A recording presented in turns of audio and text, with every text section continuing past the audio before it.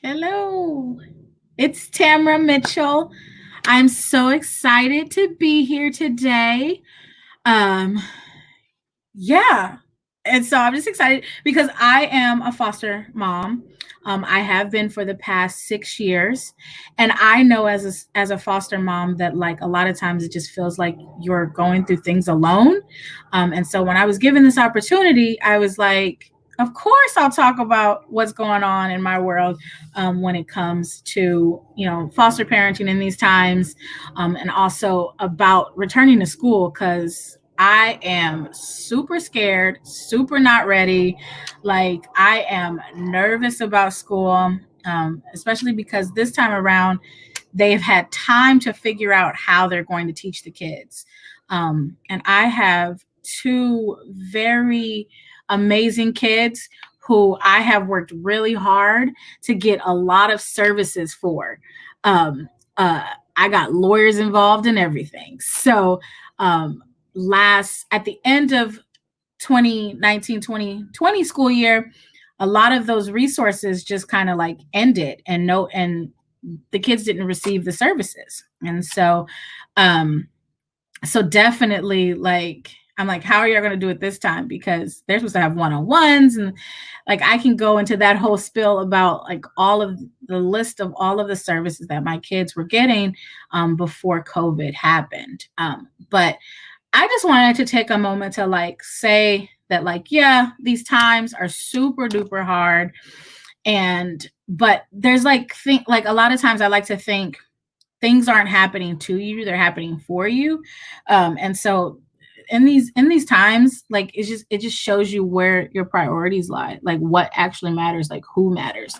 And so I just wanted to talk mainly about the fears that I have when it comes to all of this. Like, yes, like I'm afraid of COVID itself, but I'm more afraid, like, how are my kids going to continue to learn if I can't even get them to sit on a screen for 10 minutes, let alone, well, a screen for school for 10 minutes? Because, Roblox and YouTube is life for my two kids. And so that is a really big fear. Like, I don't want my kids to be behind because they already were. And so it's a really, really big fear. And then my kids both were about to have a whole bunch of changes when it came to this next school year, and they do not do well with changes, right? So, like, if you completely switch stuff up, they just are completely lost, and they rebel, and they rebel hard. So my nephew, because again, I'm a foster parent, so I'm fostering my niece and my nephew. They are 8 and 9. They're going to the third and the fourth grade. um and uh yeah, so like so one has spent the last school year. She spent the school year, she was in half day, she was in a special day class, and the other half she would do general ed. This year we were like, you know what, she's good, she doesn't have to be in this special day class, she can be in general ed all day. Okay. So again, she has to change up everything. Like, she's used to switching between these classes, right? And so now she's supposed to stay put in one class with one teacher the whole entire time. And she doesn't do well with change. So now I'm like, how is she going to get to know her teacher? How's she going to get comfortable with her teacher? How is she going to show up for her teacher, right?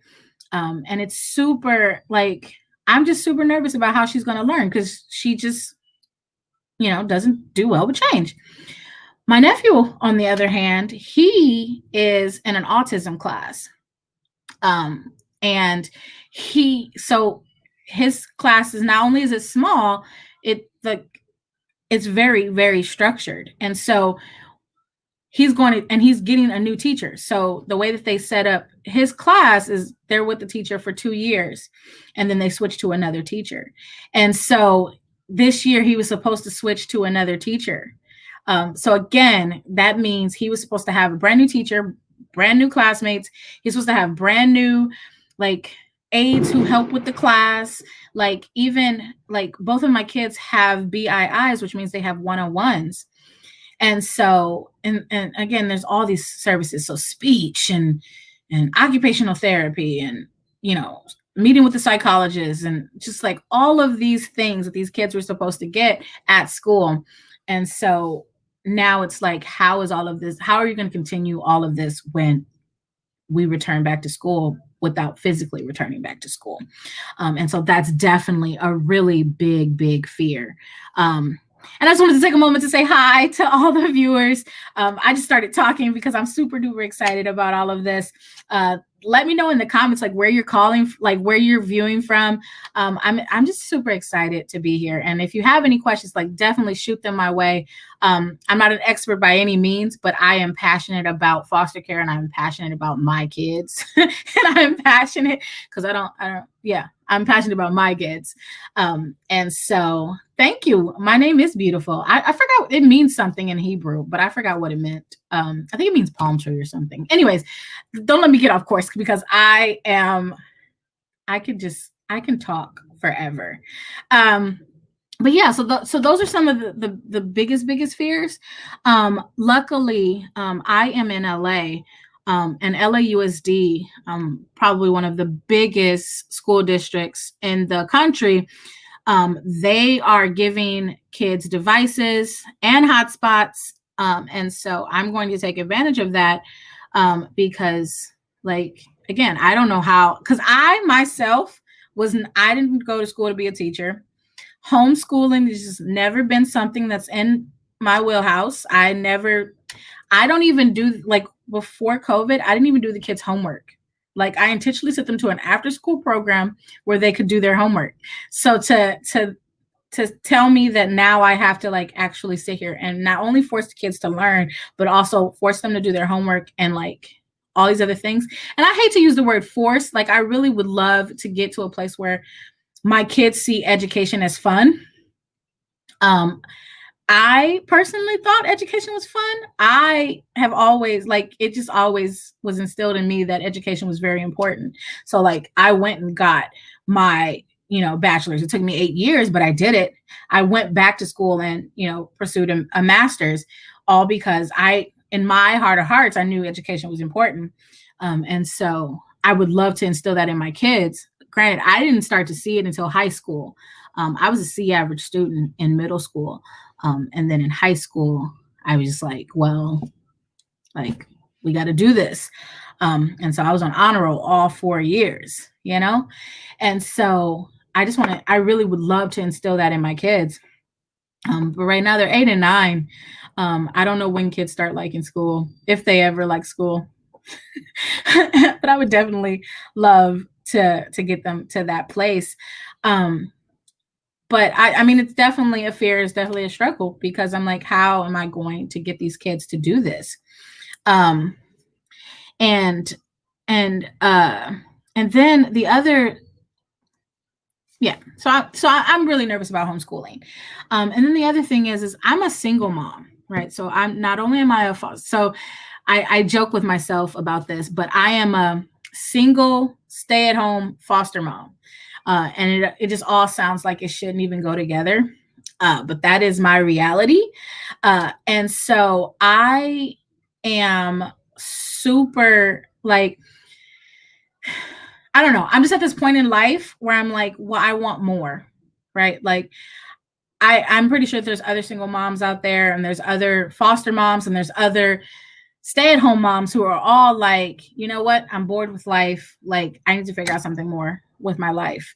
And so I've been on this journey for a really long time of trying to figure out not only who am I, but like, what do I enjoy beyond my kids? Because 3 years ago, about over 3 years ago, I had a full-time job. When I first got the kids, I had got my very first full-time job, and I was excited in that job. I enjoyed that job before the kids. And then I got the kids, and then all of this mental health stuff started to come to surface. I didn't realize that I had an anxiety issue. I knew I was battling depression, for a huge majority of my life since I was like 9, 10. But anxiety wasn't something I like knew was huge for me until I started having like legit panic attacks. I was just having like crazy episodes at work just because work, I was not passionate about my work. I hated my work. I just, it was, oh, I hated it. But there were pieces that I enjoyed. And so I love to hold on to what I did enjoy. Like I try my best not to be negative all the time, even though, uh, you know, the voices tend to be very loud. The negative voices tend to be very loud. But when I speak out loud, I try not to be negative just because it just changes everything. So yeah, so I definitely like after the kids, I had to quit the job. Like after I got the kids, like maybe a year into the job, I had to quit because I couldn't do a full-time job and take care of my kids without me not without me losing my sanity. Like it's always been hard. It's always been difficult trying to care for them and to do whatever I want to do in my life, right? And so yeah, so I quit my job, but that's how I ended up going back and getting my master's or working on my master's. I decided, so, I think this is also a beautiful thing to think of. Like, not everything has to be a failure, right? So, like, so I decided to go and pursue this master's, but realized that it was just not the right fit. It was the wrong school, it was the wrong program. I quit with a semester left. And um, I realized that it was hurting me more to continue than it was to quit. And so that's a beautiful lesson to learn. And I don't regret the choice at all. Just because even if I would have finished that last semester, I wouldn't have been happy with my degree. It just would have been a piece of paper. And I'm not that type of person. And so, um, but yeah, so like in this life, like I after the school, I was like, okay, well now I'm not doing school. What am I going to do with my life? Um, I'm one of those people who like to stay busy, especially moms. Like I feel like we have habits of just being busy. Like you just want, like you have to constantly be moving. And so I most recently have decided that for my health, right? So like for me to feel fulfilled, like for me to feel like I'm actually making a difference in this world, I need to start a business because the idea of doing a normal full-time job right now still feels very difficult. It still feels very heavy. And I definitely don't want to do work that I don't um, enjoy. And so I recently have started trying to build a business. Um, I know a lot of people, especially in the circles that I run in, a lot of people had this really deep depression in either December or January. And mine was in December. Um, and then when I came out of it, I was just like, you know what? I really want to create something for single moms, right? And that was the original idea. I really wanted to create something for single moms because I felt like single moms just didn't have a space to be beyond their kids. And um, so I definitely was like, well, I need to create something. And so I created my brand, which is We Are Dandelions. It's developing every day. So it came to light in March, kind of at the start of all of this, as of all of this pandemic. And so I've just been working on it, figuring out what it is. I value, um, excuse me. See, that's the fun thing. Kids, right? Kids, so much. Okay. So, oh man, I was like, I hope that they don't just pop up. Um, but, but yeah, so I started creating We Are Dandelions and the concept and the idea that a dandelion is a weed, but it can grow and thrive wherever. right? And it's beautiful in that and it's beautiful, right? And so we are Dandelions. My what I'm trying to work towards is creating a space for people to grow, and to find community, through conversations, and just support. And so that is what I'm working on. Right now, I am working on figuring out how to create mastermind groups, um, so that people can have people to lean on as well as communicate with about whatever's going on in their lives. And so that's what I'm currently working on with We Are Dandelions. But I'm slowly developing it, figuring out what I want to do. And I'm like, I'm just having fun. And so I think especially in this pandemic, it's just really hard to have fun, right? Like I literally have to spend every day with my kids, and for the most part, they're amazing, you know? But after a certain amount of time, it's like I need a break from you. I'm tired of hearing TikTok, and I am tired of YouTube videos, especially when you watch the same ones over and over again. Um, and so I just leaned into the fact that I just enjoy conversations. And so the more I show up to conversations that spark me, the better I'm feeling. And um so yeah, there's days where I just don't want to get up. There's days where I'm just like, I can't mom today. I can't parent today. Like, can y'all just, make your own snacks? Like, you know how to make a cup of noodles. Can you just go do that? And so that has to happen from time to time, because I just can't show up every single day exactly as I was the day before. Like my health won't allow me to do that. And not to say that that's a bad thing, but like I I can't show up every single day. And so like a great example, all three of us have had a birthday during this stay at home. So my birthday was in May. My little girl, her birthday was in June, and my little boy just had a birthday last Sunday. And so I had to celebrate all of our birthdays uh, during these times.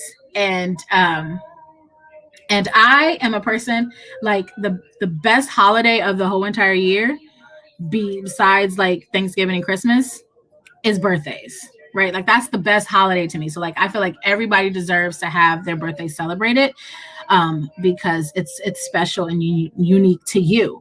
And so I had to celebrate all of our birthdays while we were in quarantine. And so uh, most recently, a great example, most recently, my boy, he just had his birthday. He turned 9. And I just did not want to celebrate. I just really wanted to just lay on the couch under a cover all day. I didn't want to. And other family members are asking me, what are you going to do for his birthday and all these other things. And I told them how I felt. And I was under the impression that if people understood how you felt, they would respond and take action because of how you felt. I quickly learned that people don't think like me.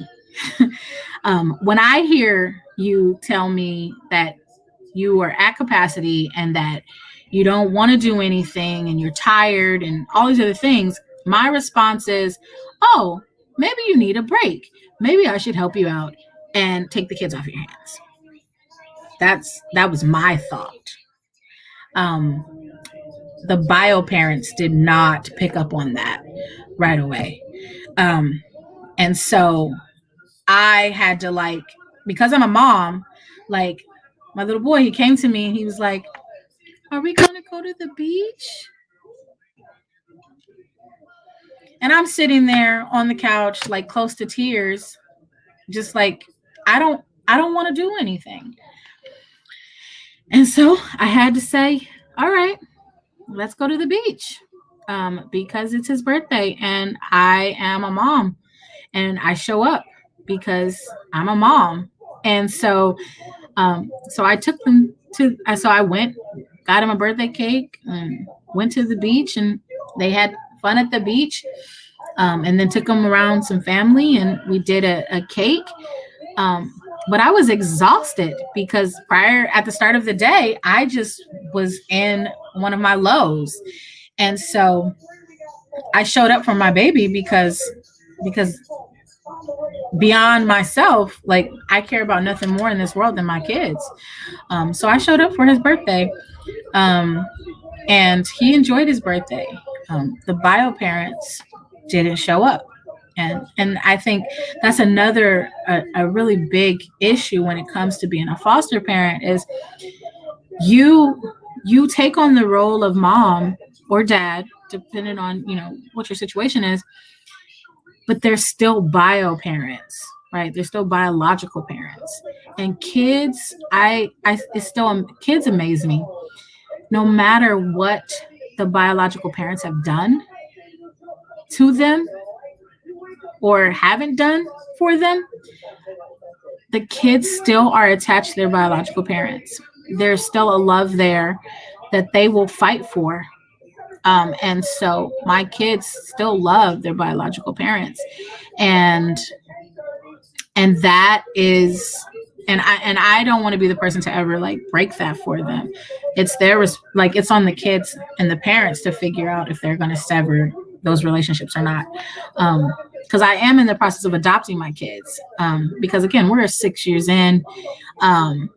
These are my kids. Like, I dare you to take these kids away from me at this point. Like, I dare you.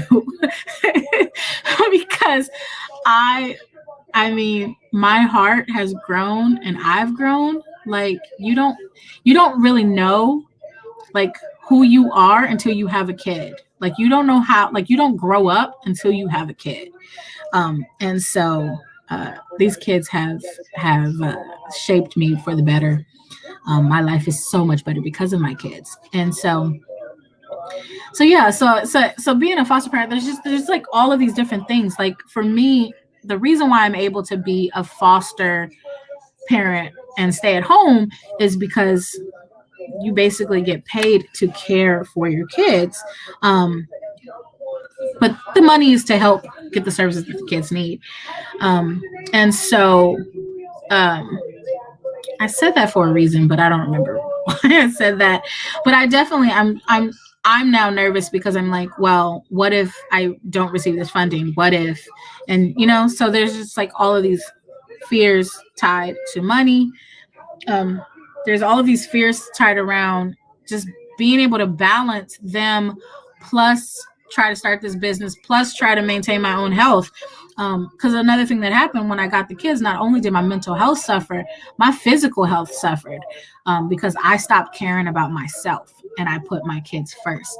And so so I have health issues that also are holding me back a little bit, or at least I tell myself that they're holding me back, but they're not completely holding me back. I have room to grow. Like I could figure out how to not have them affect my life so much.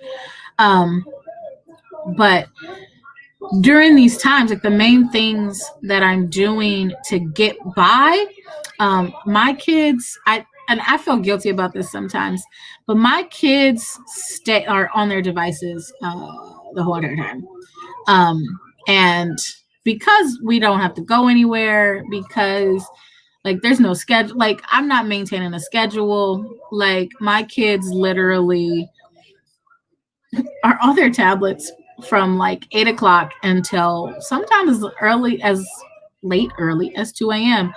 And it's an opportunity for them to learn what they love, what they like, and an opportunity for me to learn what they love and what they like, because I just don't have the energy to like, all right, well, you're going to do this. We're going to play these games and we're going to do this art now. We're going to do this side project now. Let's go outside and run around. Let's do, like, I don't have the energy for that. I applaud every single parent who has the energy for that. I am not that one.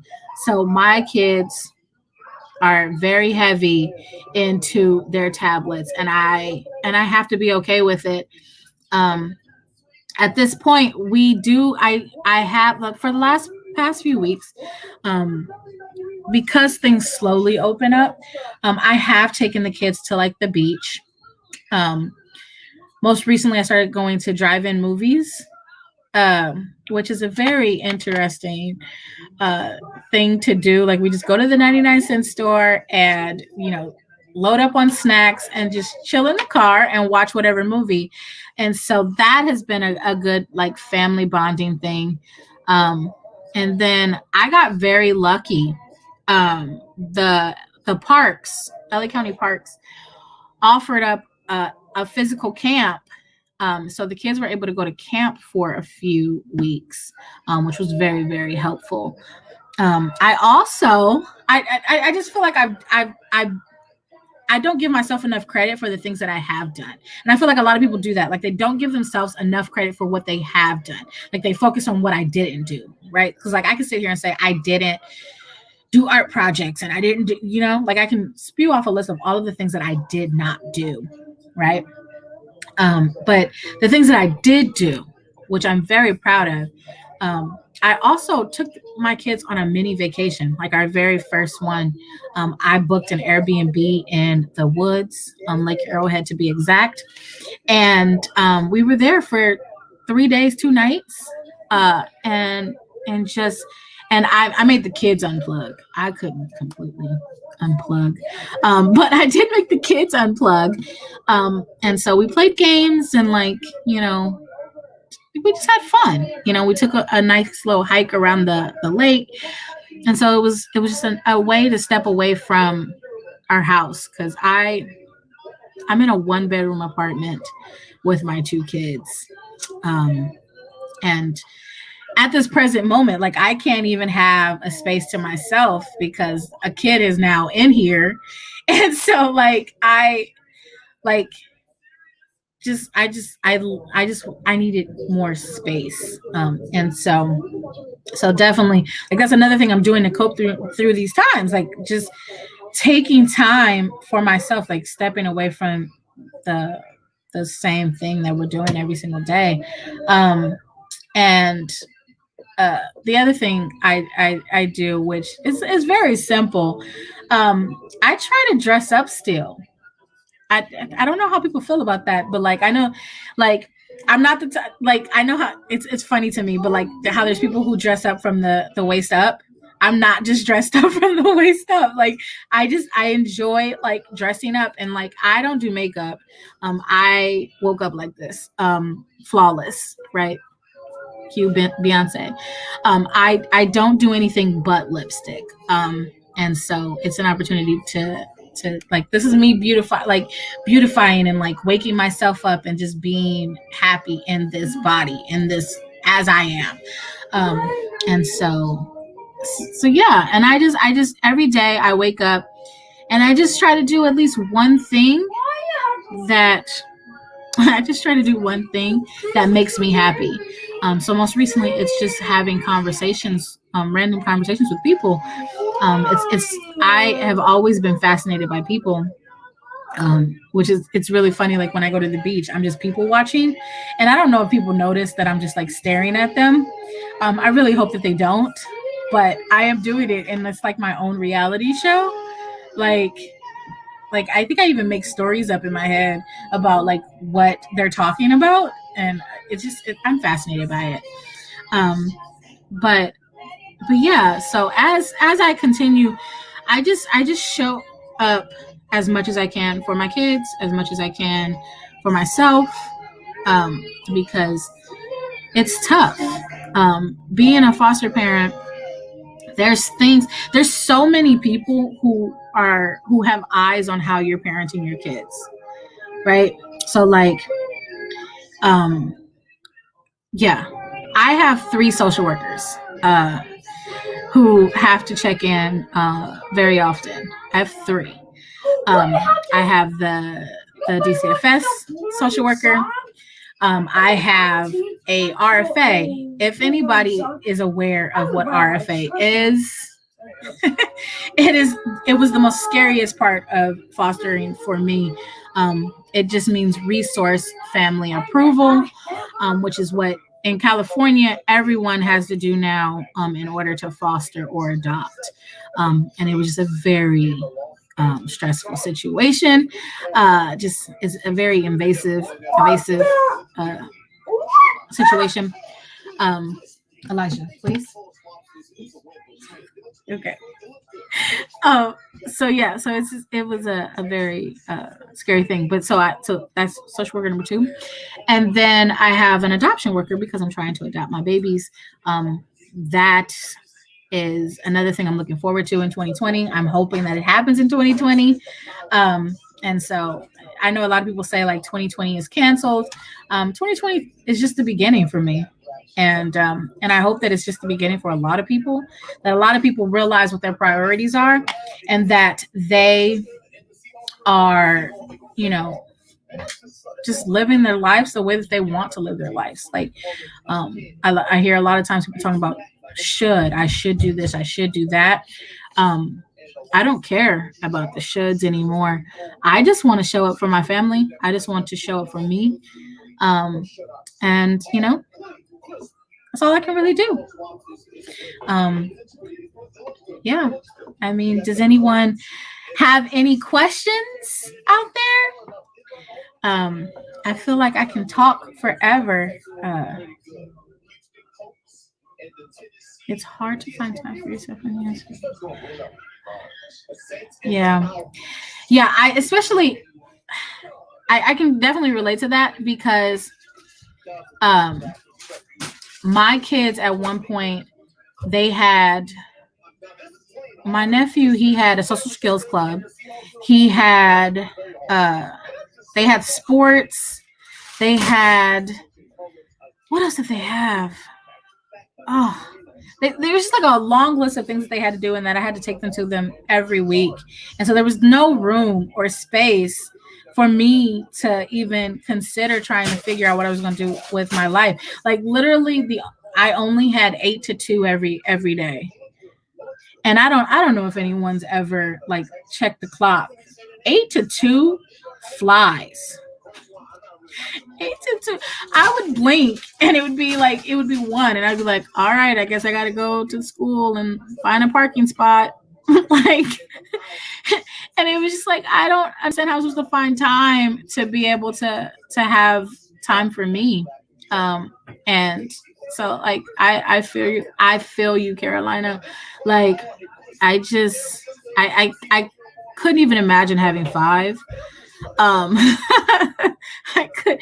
My 2 are a handful. And so I applaud you. Um, oh, kids, kids in general, like disabilities are not. Kids are just a really huge challenge. Like another one of my big fears is that I'll create little entitled butt heads. And so I am trying my best to like teach my kids, you know, how to be grateful for what they have, how to be nice, be kind, show up for other people. And it's just difficult as a parent. Oh dear Lord, kids. I would.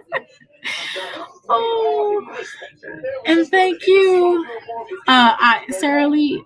Yeah, thank you.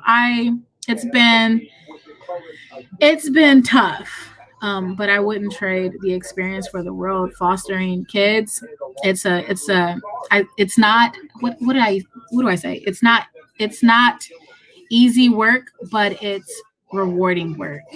Um, because no telling what would happen to some of these kids if they weren't with some good foster parents. Because again, there's some not so good ones in this world.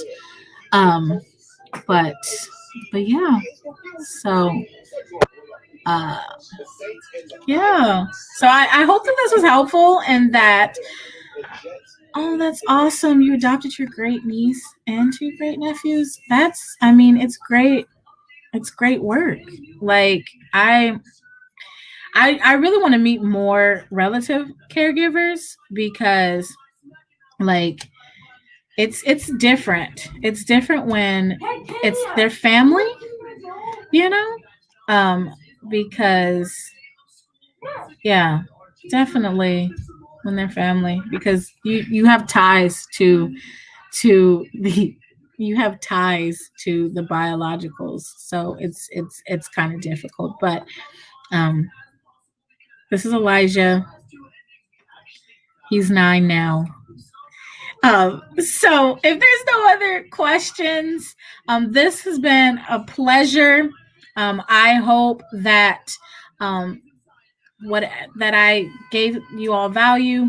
I am working on a Facebook group to be a space to help facilitate conversations. So you can see the link of facebook.com groups. We are Dandelions.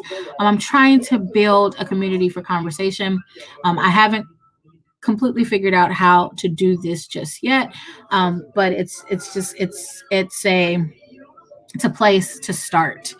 Um, because I value conversation and I feel like a lot of times people don't get to have a soapbox. Like I appreciate the mighty right now so much for just giving me an opportunity to talk.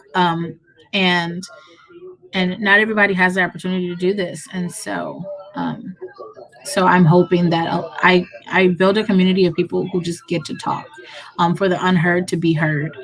Um, and as I continue to develop what I'm working on, like also my website, wearedandelions.com, is where all of that stuff will be housed. As I continue to figure it all out, I'm super excited to see people develop, people grow, see how people go beyond what the world is expecting of them. Um, and so, again, thank you so much. This has been a pleasure.